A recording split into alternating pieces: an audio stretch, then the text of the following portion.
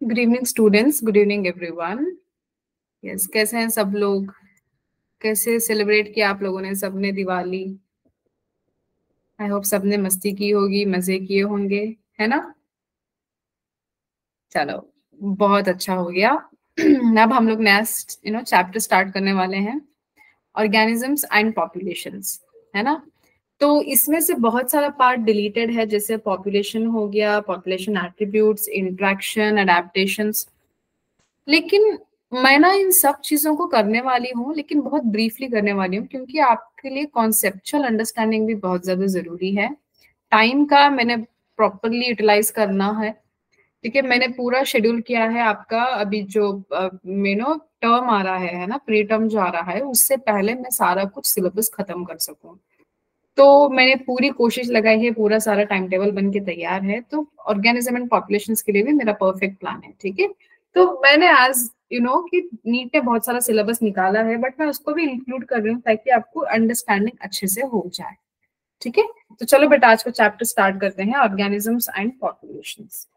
ठीक है, तो first thing is what is ecology. Ecology है क्या चीज? Okay, ecology is the study of interactions among organisms. Okay, ये एक interaction है, okay, organisms के बीच में। जैसे समझ लो एक ग्रुप है, कैट्स भी हैं, डॉग भी है, ओके, देन रैट भी है। तो इनके बीच में कुछ ना कुछ तो एक इंट्रैक्शन होता होगा। तो इस इंट्रैक्शंस को भी हम इकोलॉजी कहते हैं। एंड इसके साथ साथ organism and it's physical environment. ठीक है, अब जैसे रैट, कैट, डॉग किस एरिया में है, तो इनका इंट्रैक्शन कैसे है फिजिकल एटमॉस्फेयर के साथ, इसको भी हम इकोलॉजी कहते हैं। ठीक है, interaction among organisms and between the organism and physical environment. ठीक है, इकोलॉजी जो है बेटा, ये 4 लेवल्स में कंसर्न है, जिसको हम कहते हैं 4 लेवल्स ऑफ बायोलॉजिकल ऑर्गेनाइजेशन। ठीक है, तो पहला लेवल है जिसको हम कहते हैं ऑर्गेनिज्म। अब आप इस ऑर्गेनिज्म को कैसे डिफाइन कर पाओगे बेटा? ऑर्गेनिज्म को डिफाइन करना बहुत सिंपल है। कोई भी एक ऑर्गेनिज्म है, जैसे समझ लो कैट है, मैंने बताया ना, कैट है या डॉग है। ठीक है, तो डॉग एक ऑर्गेनिज्म है, कैट एक दूसरा ऑर्गेनिज्म है, मतलब ये सिंगल स्पीशीज है, एक सिंगल स्पीशीज का कैट है, सिंगल स्पीशीज का डॉग।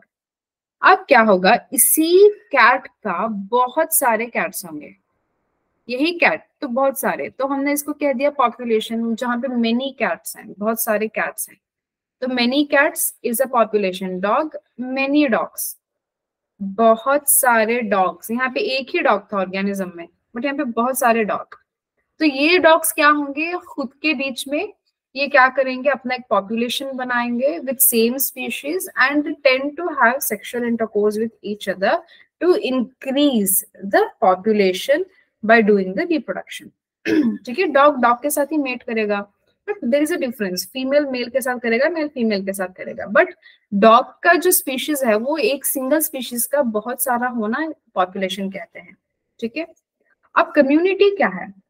अब कम्युनिटी क्या है? कम्युनिटी में बेटा इसमें 2 से ज्यादा स्पीशीज हो जाएंगे। जैसे यहाँ पे कैट भी है, रैट भी है, डॉग भी है, एंड देन कुछ बर्ड्स भी हैं। तो ये सारे मिलके एक जो है वो कम्युनिटी बना रहे हैं, मतलब बहुत सारे 2 से ज्यादा स्पीशीज अगर एक पर्टिकुलर एरिया में है। तो ये पर्टिकुलर एरिया कौन सा है समझ लो, ये है Shimoga. Okay, Shimoga is where I live in, it is a district in Karnataka. Karnataka में एक डिस्ट्रिक्ट है। ठीक है, तो शिमोगा में यहाँ पे कैट भी है, डॉग भी है, रैट भी है, बर्ड्स भी हैं। तो ये सारी चीजें प्रेजेंट है, तो इनको हम कहते हैं कम्युनिटी। इन्होंने एक कम्युनिटी बना ली है एक जगह में, एक पर्टिकुलर प्लेस में एक से ज्यादा स्पीशीज हैं जो खुद की कम्युनिटी बनाई। अब बायोम क्या है? बायोम जो है बहुत सारे कम्युनिटीज मिला के एक एरिया में बना है, तो उसको हम कहते हैं बायोम।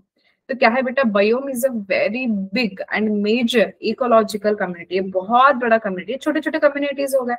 ये जो बायोम है it is a type of community, but it is a very big community, जिसमें सारे प्लांट्स, फ्लोरा प्लांट्स को कहते हैं, देन फौना एनिमल्स को कहते हैं, तो सारे प्लांट्स एंड एनिमल्स मिलके एक एरिया में है तो इनको कहते हैं बायोम्स। हम एग्जांपल देके समझाइए, जैसे डेजर्ट, ओके, जैसे फॉरेस्ट, जैसे ग्रासलैंड। यहाँ पे देखो बहुत सारे स्पीशीज भी हैं, बहुत सारे प्लांट्स भी हैं, बहुत सारे एनिमल्स हैं, सारा मिला के एक पर्टिकुलर एरिया में ये एक बना रहे हैं बायोम। ठीक है, सो दिस इज ऑल। तो अब देखते हैं कि कैसे ऑर्गेनिजम्स एनवायरनमेंट के साथ ये एक्ट कर रहे हैं। तो फिजियोलॉजिकल इकोलॉजी क्या है बेटा? तो यहाँ पे फिजियोलॉजिकल इकोलॉजी में it is a ecology at organism level. तो यहाँ पे हम लोग ऑर्गेनिज्म लेवल की बात कर रहे हैं। जैसे हर एक इंडिविजुअल का एक डिफरेंट अडेप्टेशन होता है, एक डिफरेंट सर्वाइवल एबिलिटी होती है, रिप्रोड्यूस करने की कैपेसिटी अलग होती है। ठीक है, तो यहाँ पे हम लोग बात कर रहे हैं physiological study is the study of adaptation of an organism to environment. ये एनवायरनमेंट के साथ अडेप्ट करना सीखते हैं, ये जिस एनवायरनमेंट में है उस एनवायरनमेंट को अडेप्ट करना सीखते हैं। अब आप मुझे पूछोगे मैम अडेप्ट करने की जरूरत ही क्या पड़ी? बेटा सर्वाइव करना है ना, सर्वाइव करने के लिए अडेप्ट करना है, सीखना पड़ता है, जिंदा रहने के लिए सीखना पड़ता है, फिर रिप्रोडक्शन भी तो करना है, जो आगे आने वाली संतान है उनको भी तो बढ़ाना है। तो इसीलिए बेटा ऑर्गेनिजम्स जो है वो अपने एनवायरनमेंट के साथ अडेप्ट करते रहते हैं। कि ये ऑर्गेनिज्म लेवल में होने वाली इकोलॉजी है जिसको हम कहते हैं फिजियोलॉजिकल इकोलॉजी। ठीक है, चलो अब देखो मैं आपको एक एग्जांपल दे देती हूँ इसको जाने से पहले। अब कोई भी एक ऑर्गेनिज्म अगर अडेप्ट नहीं किया नए एनवायरनमेंट से, नए जो उसका सराउंडिंग्स है उससे, तो प्रॉब्लम हो सकता है। जैसे मैं साउथ इंडिया से हूँ, मैं कर्नाटक से हूँ। अभी मुझे वर्क पर्पस के लिए मुझे जाना पड़ा कश्मीर या शिमला या कुल्लू। तो ऐसे प्लेसेस ना बहुत ज्यादा ठंडे होते हैं। अब मैं वहां पे गई हूँ, जाके 6-7 महीने हो गए, अगर मैंने फिर भी मेरी बॉडी वहां के एनवायरनमेंट को अडेप्ट नहीं हुआ तो मैं धीरे धीरे करके मेरी हेल्थ डिटेरियोरेट हो जाएगी और मैं मर भी जाऊं शायद। ठीक है, तो इस कंडीशंस को अवॉइड करना होता है। अडेप्टेशन बहुत ज्यादा जरूरी है ताकि मैं सर्वाइव कर सकूं और अच्छे से रह सकूं। मतलब हर ऑर्गेनिज्म का होता है। अब देखो, तो हमारा जो अर्थ है उसमें रोटेशन तो होता ही है, टिल्ट होता ही है ना? तो अब देखो बेटा, यहाँ पे अर्थ है, अभी अंदर सन है, और यहाँ पे बहुत सारे करके यहाँ पे प्लैनेट्स होते हैं, जैसे यहाँ पे प्लैनेट, यहाँ पे प्लैनेट, यहाँ पे प्लैनेट। तो अब हमारा जो अर्थ है ये जो सन के साथ जो है ये क्या करेगा बेटा, जब घूमेगा तो घूमते घूमते ये जो अर्थ है वो टिल्ट करेगा, ऐसे करके थोड़ा ऐसे बेंड होगा, उसके एक्सिस से थोड़ा बेंड होगा। अब इसके बेंड होने के वजह से ही क्या होता है, आप देख सकते हो कि हमारे पास एनुअल वेरिएशंस आते हैं, मतलब साल भर में कुछ वेरिएशंस आते हैं जिनको हम सीजन्स कहते हैं। ओके, जिनको हम सीजन्स कहते हैं। मैम होता क्या है? देखो बेटा, यहाँ पे वेरिएशंस की वजह से क्या होता है, टेम्परेचर में चेंज होता है। जैसे सनलाइट बहुत अच्छी आती है एक टाइम में, एक टाइम पे सनलाइट अच्छी नहीं आती, एक टाइम पे बारिश होती है, दूसरे टाइम पे बारिश नहीं होती, एक टाइम पे बारिश भी होती है, अच्छी खासी ठंड भी पड़ जाती है। तो ये सारे वेरिएशंस हो जाते हैं जब अर्थ जो है वो टिल्ट हो जाता है। ठीक है, तो ऐसे वेरिएशंस बन बन के पर्टिकुलर एरिया में कुछ ऐसे बायोम्स भी बन गए हैं। जैसे देखो यहाँ पे major biomes are formed due to the variations and precipitation in rain and snow. ये प्रेसिपिटेशन का मतलब वो नहीं है जो आपके केमिस्ट्री लैब में बनता है। ओके, एफरोवेजेंस, प्रेसिपिटेशन वो नहीं है। प्रेसिपिटेशन का मतलब होता है रेन, बारिश आना, या फिर स्नो इकोलॉजी की भाषा में। ठीक है, तो मेजर बायोम्स कौन से हैं? डेजर्ट हो गया, रेन फॉरेस्ट, टंड्रा रीजन जो बहुत ज्यादा कोल्ड रीजन होता है उसको कहते हैं टंड्रा रीजन। देन अब इसमें क्या होगा, regional and local variation within a biome leads to the formation of different habits. अब क्या होगा, एक पर्टिकुलर बायोम है तो बायो में बहुत सारे फ्लोरा होंगे, फौना होंगे एक पर्टिकुलर एरिया में, तो वो क्या होगा, उसमें भी थोड़े रीजन्स होंगे, डिफरेंट डिफरेंट रीजन्स होंगे, तो उसके हिसाब से लोकली भी थोड़े ना थोड़े वेरिएशंस होते रहते हैं। तो उन वेरिएशंस के हिसाब से जो बायोम है वो क्या फॉर्मेशन करता है, डिफरेंट हैबिटेट्स। ओके, वो डिफरेंट डिफरेंट हैबिटेट्स भी फॉर्म करने में हेल्प करता है। ठीक है, तो ये चीजें आपको देखना है। तो यहाँ पे अगर आपको पता नहीं है डेजर्ट क्या है, तो ये देखो, ये रेगिस्तान है जहाँ पे ऊंट घूम रही हैं, ये रेन फॉरेस्ट है देखो जितने भी हॉरर मूवीज में दिखाया जाता है फॉरेस्ट, वही रेन फॉरेस्ट होता है। एंड देन टंड्रा, ठीक है, यहाँ पे आप कोल्डर कंडीशंस देख सकते हो, ओके, कंपैरेटिवली यहाँ पे कोल्डर कंडीशंस, आइस, आइस के माउंटेन्स, ऐसे कुछ चीजें आप देखने मिलेंगे आपको। अब हम लोग देखेंगे थोड़ा बायोम्स के बारे में, ठीक है। तो यहाँ पे देखो बायोम्स में फर्स्ट हम लोग देखेंगे डेजर्ट। तो ये देखो डेजर्ट एकदम रेगिस्तान है जहाँ पे स्केर्सिटी ऑफ वाटर है, अवेलेबिलिटी ऑफ वाटर बहुत कम है, प्लांट्स नहीं है, अगर हैं तो सूखे सूखे पड़े हैं, अगर कोई प्लांट जिंदा है तो उसमें अडेप्टेशंस होंगी, वो आगे जाके हम पढ़ेंगे क्या क्या अडेप्टेशंस होगा। लीव्स नहीं रहेंगे, वो स्पाइन बन जाएंगे या थॉर्न्स बन जाएंगे, रूट्स बहुत ज्यादा अंदर तक जाएंगे, डीप जाएंगे, और जब भी वाटर मिलता है वो स्टोर करके रखते हैं, मॉइस्चर या फिर वो जेल फॉर्म में वो स्टोर करके रखते हैं, ओके। वो हो गया डेजर्ट का चीजें। और एनिमल्स भी जो है उनमें भी वेरिएशंस होते हैं, ठीक है। ज्यादातर तो मिट्टी के अंदर गड़े हुए होते हैं, क्यों? क्योंकि बाहर बहुत ज्यादा धूप है, आएंगे तो जल के मर जाएंगे, इसीलिए मिट्टी के अंदर घुस के बैठे हुए होते हैं। अब दूसरा ये एक टाइप का बायोम है जिसको हम कहते हैं डेजर्ट। दूसरा है ग्रासलैंड। देखो ऐसे ग्रासलैंड में क्या होता है, लंबी सी जमीन होती है, खेत जैसा होता है एकदम जमीन, उसमें बस घास उगा हुआ होता है और कुछ नहीं, ओके। लैंड है जिसमें घास है, ओके, ये है ग्रासलैंड, ठीक है। ये इंडिया में ज्यादा उतना ज्यादा नहीं है, लेकिन बाहर के कंट्रीज में अच्छा खासा वहां है। अब ये आ गया, अब ये जो देख रहे हो आप, ये क्या है भाई, ये टंड्रा है, ओके, ये टंड्रा रीजन है। मैंने आपको बताया ना कोल्डर कंडीशन जहाँ पे स्नो है, देखो वहां पे माउंटेन्स हैं बड़े बड़े से, ट्रीज जो है वो भी स्नो से कवर्ड हैं, कॉनिकल ट्री स्नो से कवर्ड है, लैंड स्नो से कवर्ड है, माउंटेन स्नो से कवर्ड है, ठीक है। ये एक टाइप का बायोम है। दूसरा जिसको हम कहते हैं ट्रॉपिकल रेन फॉरेस्ट, ओके, ये देखो एकदम से घना जंगल, ट्रॉपिकल रेन फॉरेस्ट, ये हमारे साउथ में आपको मिलेगा, हमारे चिकमंगलुरु जो है ना, ये रेन फॉरेस्ट है, ठीक है। देन ये देखो ये टेम्परेट फॉरेस्ट है, okay, this is temperate forest, कितना ब्यूटीफुल है देखो बेटा, ये टेम्परेट फॉरेस्ट है ना। तो ये देखो आपको देखोगा कोनिफेरस फॉरेस्ट, जहाँ पे कोनिकल शेप के ट्रीज होते हैं, ठीक है, यहाँ पे कॉनिफर्स होते हैं, कॉनिफर्स, ये जो जिम्नोस्पर्म्स की कैटेगरी में आते हैं, ये कॉनिफर्स हैं।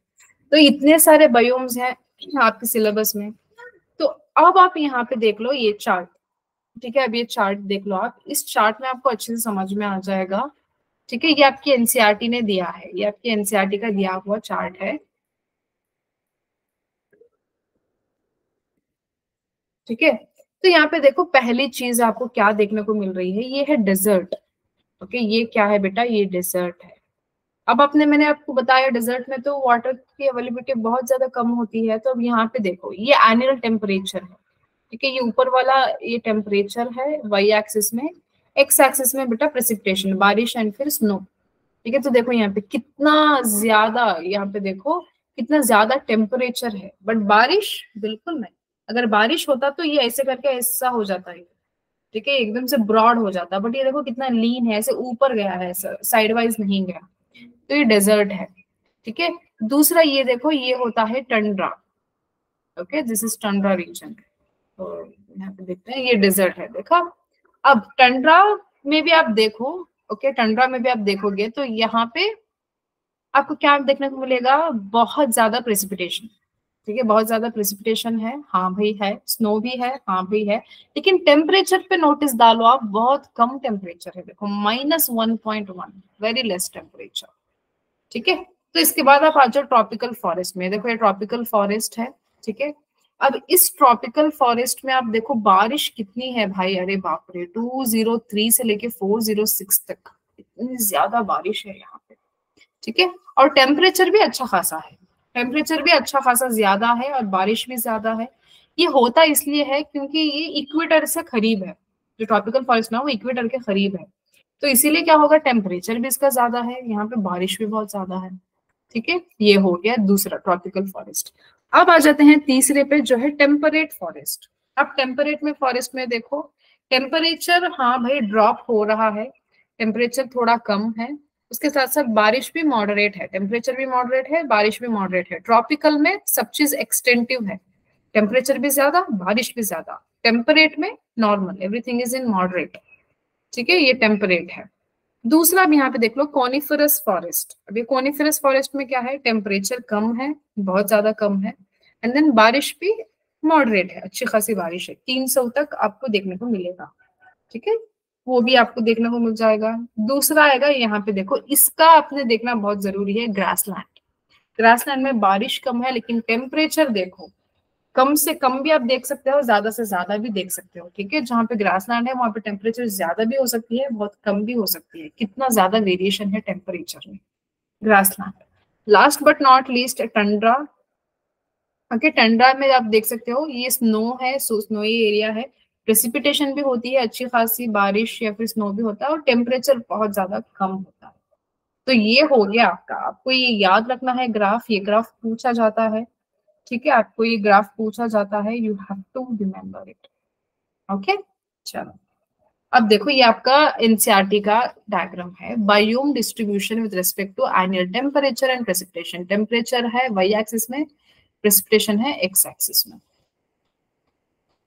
ठीक है, तो अब मैं आपको एक नॉर्मल सा सवाल पूछती हूँ, बताओ मुझे रेन फॉरेस्ट कहाँ पे ज्यादा, सॉरी हाँ, रेन किस फॉरेस्ट में होती है या फिर किस बायोम में ज्यादा होती है? तो आपको आंसर देना होगा ट्रॉपिकल फॉरेस्ट।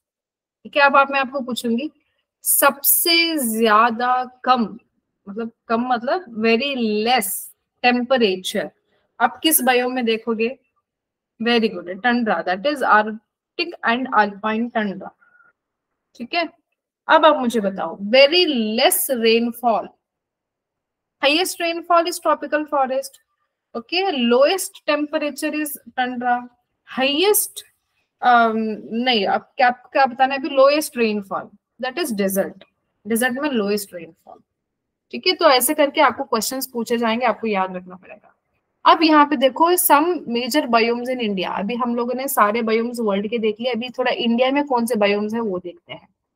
तो पहला यहाँ पे देख लो बेटा, ये फर्स्ट वन है जिसको हमने कह दिया है डिजर्ट। ये कौन है? ये है डिजर्ट। ठीक है, ये कहाँ पे है? देखो यहाँ पे राजस्थान में है। ठीक है, यहाँ पे जयपुर, यहाँ पे है आपका डिजर्ट। ओके, ये है आपका डिजर्ट। फिर हम लोग नेक्स्ट जाते हैं, यहाँ पे देखो जयपुर, उदयपुर, तो हमारा डिजर्ट यहाँ पे है। तो नेक्स्ट हम लोग देखते हैं यहाँ पे, ये नॉर्थ ईस्ट एरिया है। ठीक है, ये नॉर्दर्न एरिया है, ये नॉर्थ ईस्ट एरिया है। तो ये आपको कहाँ पे देखने को मिलेगा? ये क्या है? ये है बेटा फॉरेस्ट, ट्रॉपिकल रेन फॉरेस्ट। ये ट्रॉपिकल रेन फॉरेस्ट है जहाँ पे आपको दार्जिलिंग, मेघालय, ठीक है, तो यहाँ पे बहुत ज्यादा बारिश होती है, तो यहाँ पे आपको देखने को मिलेगा ट्रॉपिकल रेन फॉरेस्ट। ठीक है, तो दूसरा हम लोग चलो देखते हैं। हाँ, ये देखो, ये ईस्टर्न एरिया है। ओके, ये ईस्टर्न एरिया है, यहाँ पे आपको देखने को मिलेगा डेसिडियस फॉरेस्ट। ओके, ये डेसिडियस फॉरेस्ट है ईस्ट में। अब इसी तरीके से आप अगर साउथ में आओगे तो आपको किस टाइप का बायोम देखने को मिलेगा? कोस्टल। ओके, केरला कर्नाटका को मिलके आता है ये कोस्टल। ओके, जहाँ पे बीचेस हैं, ओके, बीच, बहुत सारे बीचेस अवेलेबल हैं, तो ये सारा कोस्टल एरिया है। तो ये मेजर बायोम्स हैं इंडिया के, प्लीज याद रखिए, डेजर्ट, नॉर्दर्न, ओके, क्या कहते हैं, tropical forest, rain forest, northern eastern, north eastern forest, deciduous eastern location में, कोस्ट साउथ ऑफ इंडिया में। अब हम लोग देखने वाले हैं, अगर बायोम्स तो हैं भाई, लेकिन वो फेवरेबल है या नहीं लिविंग ऑर्गेनिजम्स के लिए? अगर वो फेवरेबल है तो कैसे होंगे, अगर वो हार्श कंडीशंस में होंगे तो कैसे होंगे?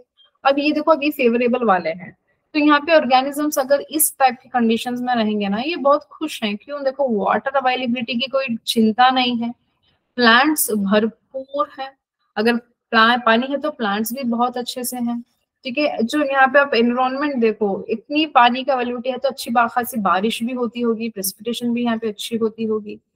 ठीक है, सब कुछ अवेलेबल है, अगर प्लांट्स है तो वहां पे आपको फूड भी मिलेगा, अच्छा खासा फूड है, सर्वाइवल के लिए एबिलिटी बहुत अच्छी है, रिप्रोडक्शन, पानी है, रिप्रोडक्शन के लिए सब कुछ अच्छा है, तो ये सब फेवरेबल कंडीशंस हैं।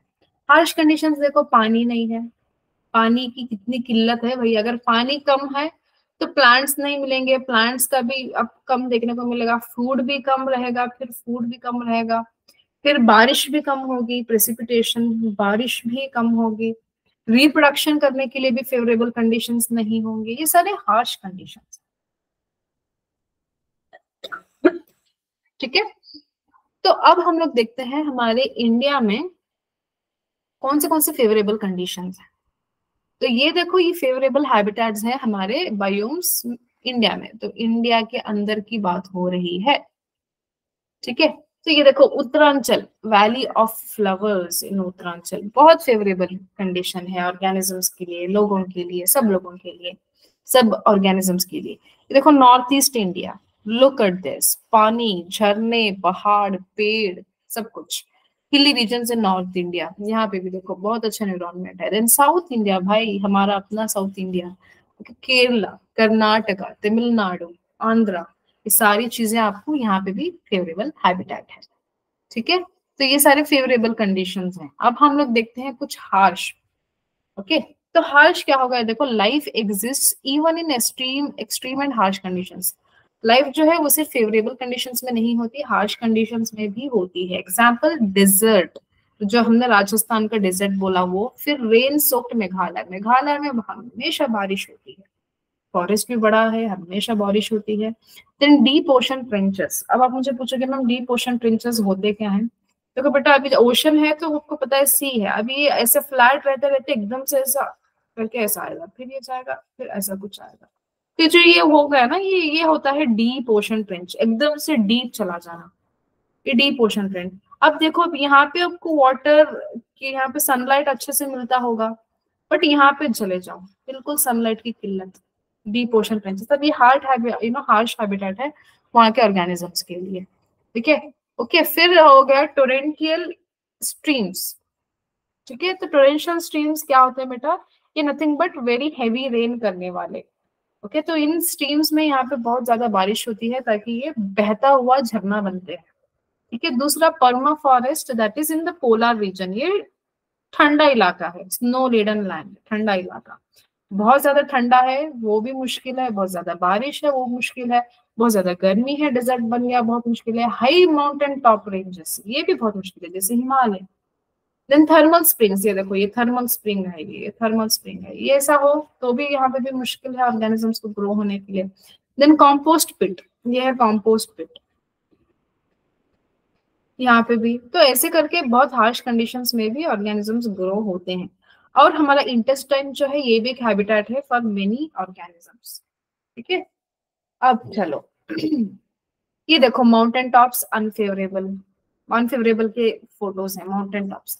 यहाँ पे देखो, यहाँ पे किसी एनिमल को यहाँ पे चढ़ के जाने के लिए मतलब सालों सालों लग जाएंगे, सालों नहीं दिन तो लग जाएंगे, दिन महीने, लेकिन कैसे चढ़ के जाए भाई इंसान, करे क्या आखिर, है ना। देन डेजर्ट, पता नहीं कहीं घूम गया, किसको पता। और उसका जो होता है ना वो देखने वाला डायरेक्शन कैंपस, वो होगा नहीं होगा किसको पता। मतलब मैं आपको बता रही हूँ कि अनफेवरेबल कंडीशंस, मैं सिर्फ इंसान की बात बता रही हूँ, समझ लो वहां पे दूसरे भी तो ऑर्गेनिजम्स हैं, उनकी क्या हालत है। अब ये देखो हिमालय, वेरी लो टेम्परेचर, इस लो टेम्परेचर में इतना हाई ऑल्टीट्यूड में कोई बंदा कर ही क्या सकता है ना, सिवाय मरने के। तो दूसरा, यहाँ पे मेघालय फॉरेस्ट, हमेशा बारिश, हमेशा बारिश। ओके, ये सारे कौन है? ये सारे अनफेवरेबल और हार्श हैबिटेट्स हैं, ठीक है।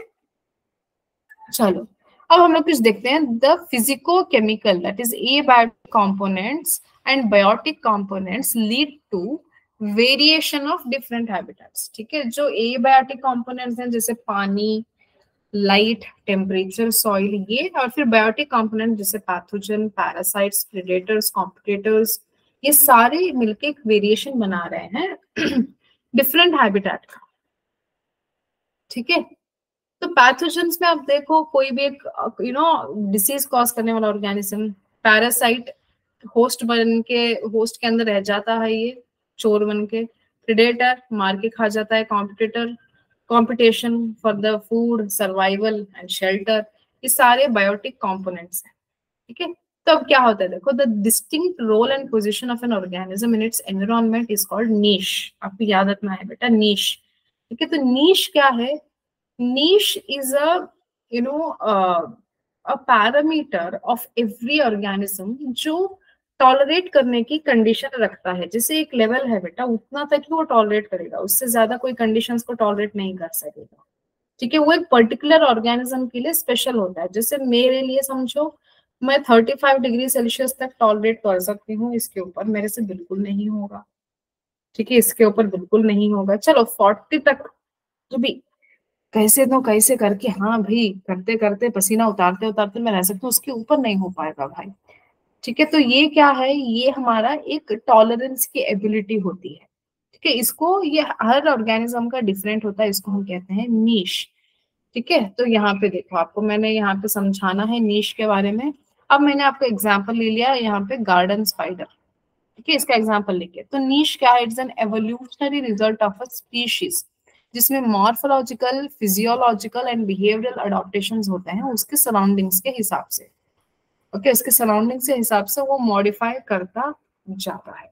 अब देखो यहाँ पे जो गार्डन स्पाइडर है, अब इसमें कलर्स थे, यहाँ पे कलरफुल था, अभी आते आते एकदम से ब्लैक हो गया। ये एक टाइप का मॉडिफिकेशन है, मॉर्फोलॉजिकल मॉडिफिकेशन है।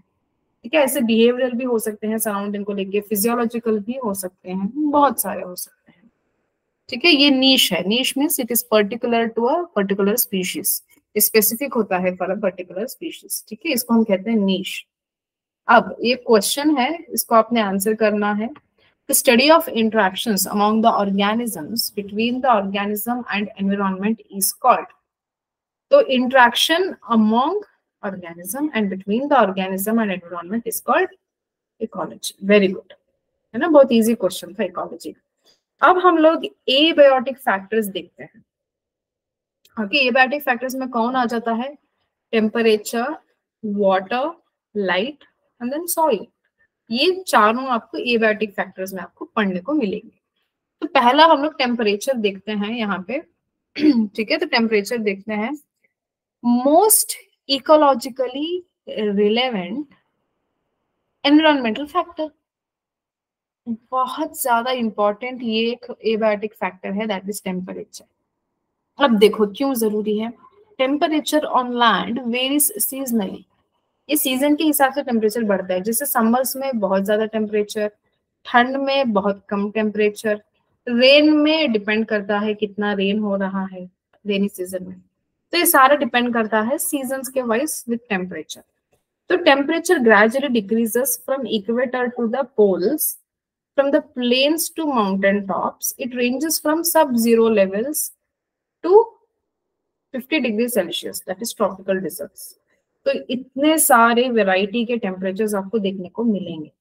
ठीक है, the average temperature in thermal spring and deep sea hydrothermal vents exceeds 100। देखा, 100 से ज्यादा होता है एवरेज टेम्परेचर थर्मल स्प्रिंग में और फिर हाइड्रोथर्मल वेंट्स में। ठीक है, अब जो बताया ना मैंने, अगर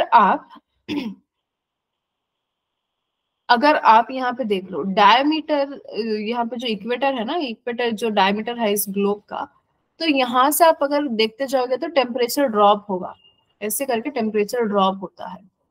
ठीक है, ये ड्रॉप हो रहा है, देखो यहाँ से पोलर जोन तक टेम्परेचर कम हो रहा है, इक्वेटर रीजन में ज्यादा होता है टेम्परेचर, जाते जाते जाते वो ड्रॉप होते जाता है।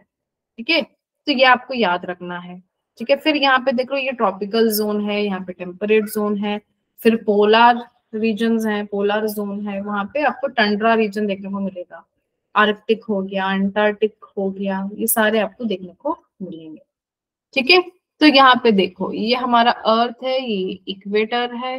ओके, यहाँ पे ट्रॉपिकल जोन, ये दोनों टेम्परेट जोन, ये नीचे जो होता है वो ट्रॉपिक ऑफ कैंसर, कैप्रिकॉर्न कहते हैं, और जो ऊपर होता है उसको कैंसर कहते हैं, और ये आर्कटिक जोन है, यहाँ पे अंटार्कटिक जोन है, याद रखो। ठीक है, चलो ना, तो बेस्ड ऑन दिस मैंने बताया ना, हर ऑर्गेनिज्म के लिए टेम्परेचर डिफरेंट होता है बेस्ड ऑन दिस हैबिटेट। तो यहाँ पे देखो मैंगो ट्रीज है, they can not grow in temperate countries, क्योंकि ये ट्रॉपिकल में ही मिलते हैं बेटा, ये ट्रॉपिकल फ्रूट है, मैंगो जो है वो ट्रॉपिकल फ्रूट है। हम ह्यूमंस जो आप इंडियंस में देखते हो, आपके इंडियंस जो है वो हमेशा कितना मैंगो खाते हैं गर्मियों के सीजन में, ये गर्मी में ही आता है, वो ठंड में नहीं आता। टेम्परेट में ठंडी ठंडी एरिया है, कहाँ से मिलेगा भाई मैंगो।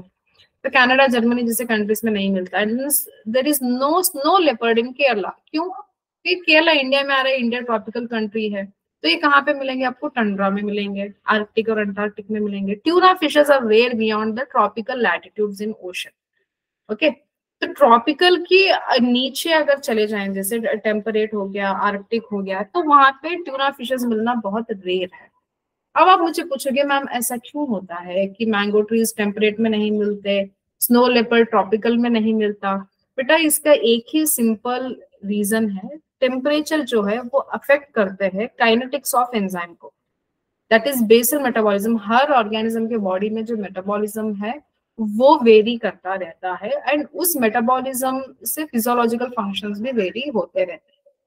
ठीक है, तो हमारे बॉडी में कुछ ऑप्टिमम टेम्परेचर है, तो उस टेम्परेचर में सारा काइनेटिक्स चलता है, एंजाइम का मेटाबॉलिज्म चलता है, एंड सारे फिजियोलॉजिकल फंक्शन चलते हैं।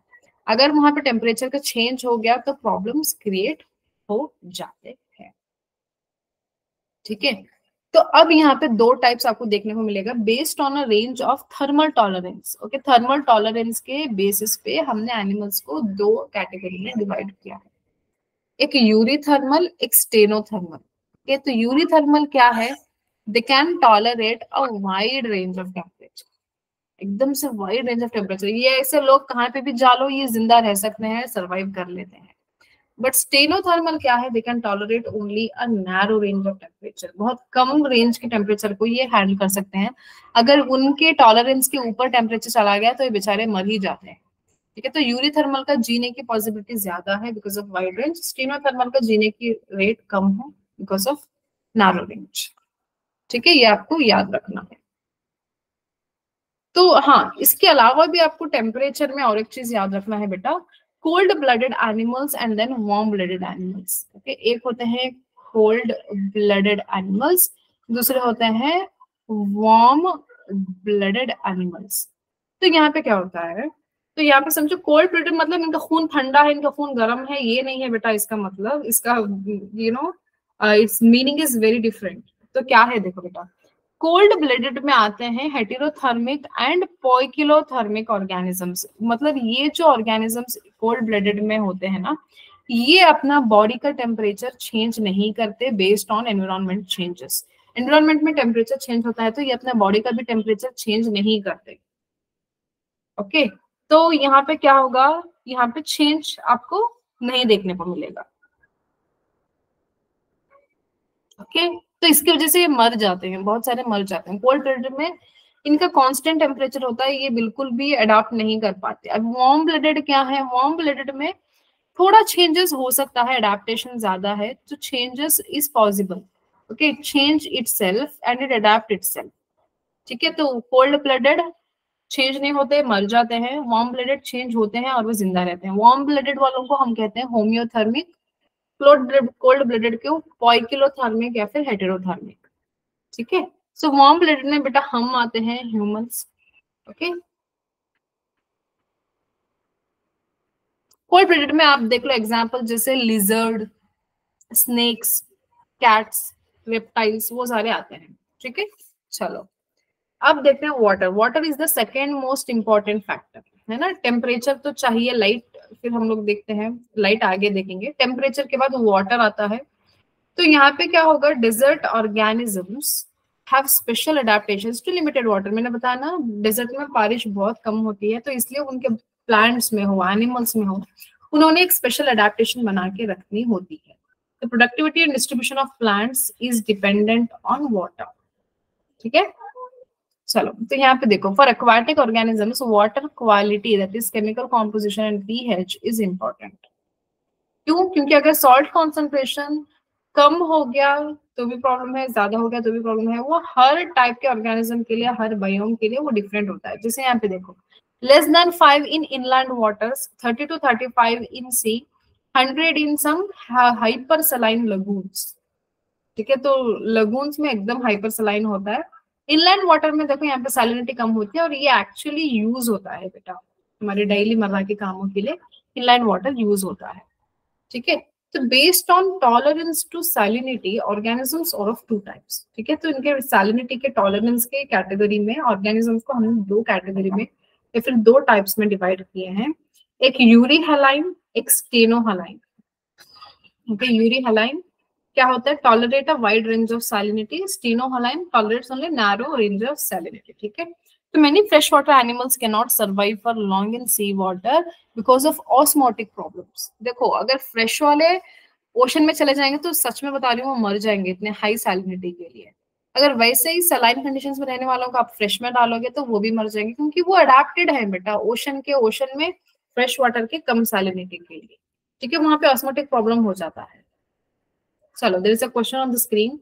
Why many freshwater organisms cannot live in sea water for long time and vice versa?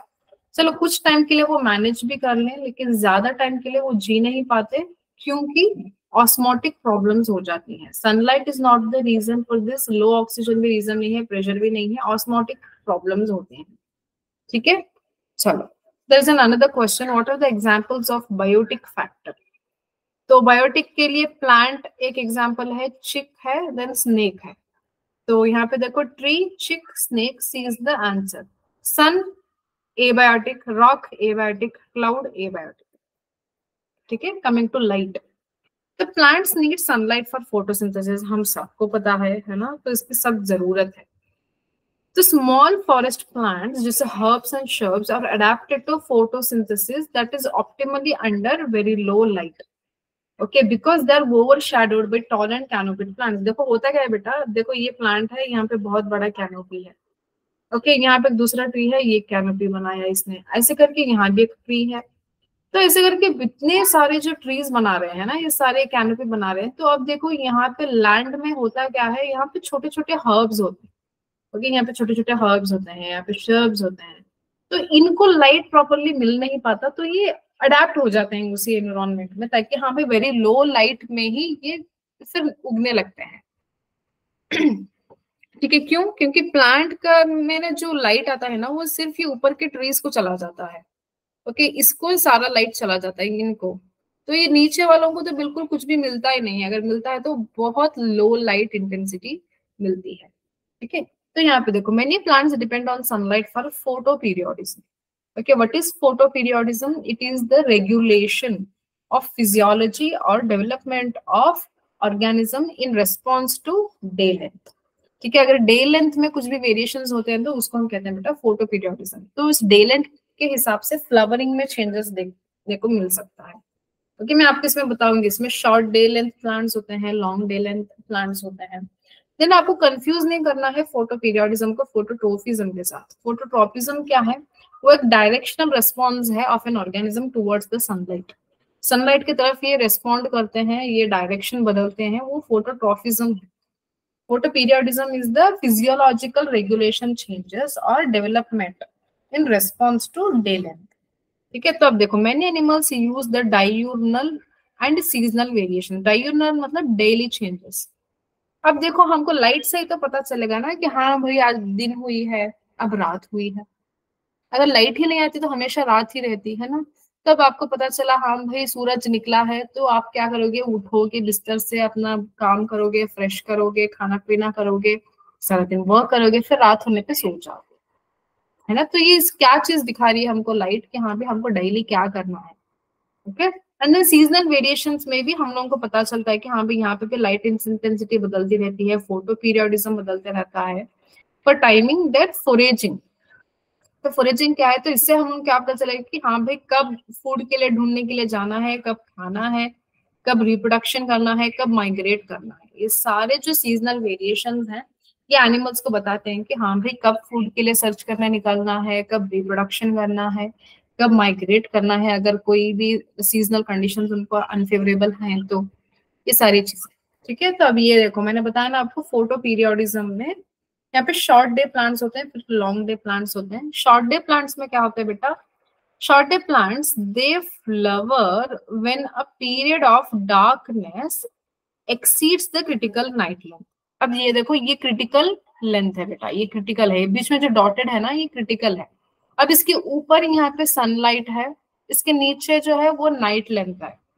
Okay, day length है ऊपर वाला, नीचे वाला नाइट लेंथ है.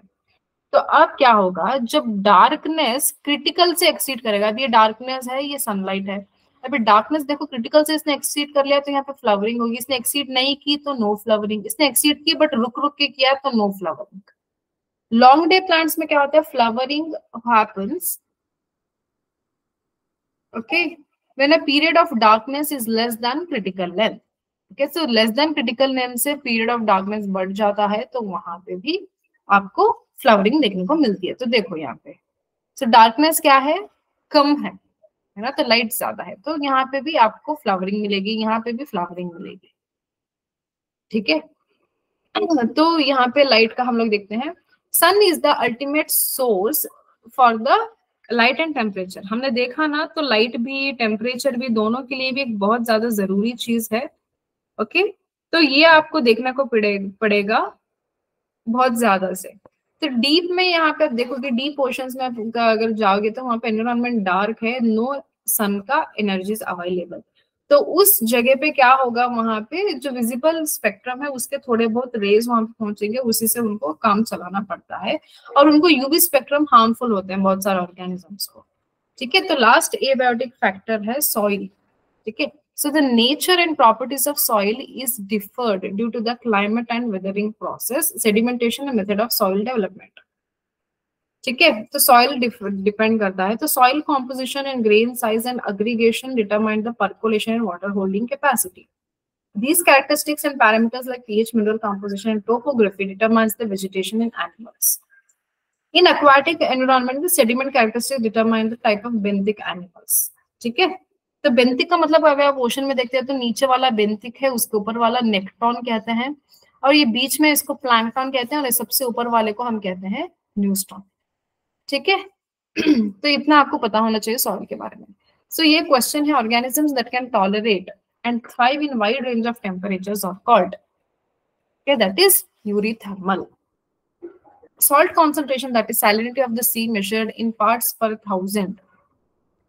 Okay, so salt concentration is measured